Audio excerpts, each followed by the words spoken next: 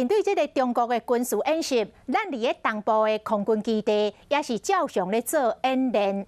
台东的志航基地有2架永鹰战机，甲4架的 F5的战机升空来训练。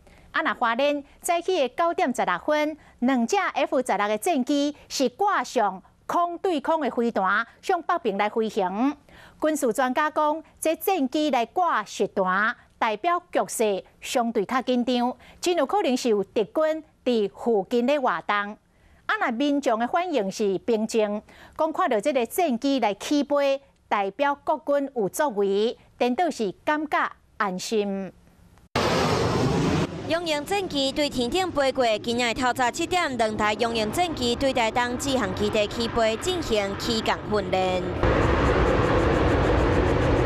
4架 F5战机排做一排，伫跑道豆飞起来，伫志航基地陆续起飞。因为中国解放军军演，指挥工志航基地拢伫备战状态，照常训练，无放松。F5或者说永鹰教练机的起降，那基本上来讲都算是正常的训练飞行任务。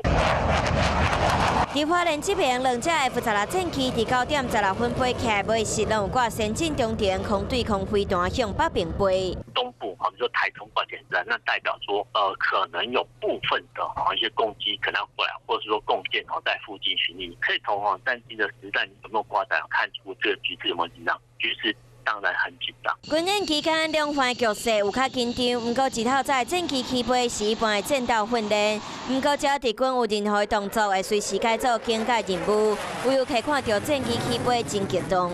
我们知道说。他们一定出去拦截他们了，对，我觉得很安全的。刚刚看到2架起飞，对，觉得好棒哦！哇，这个真的飞出去好潇洒我们就很放心了。面对中国的威胁，国军游员继续警戒，保卫国土的安全。Hello， 大家好，我是乃瑜，要教给大家2个任务。第一个，华视新闻的脸书专页，你按赞了吗？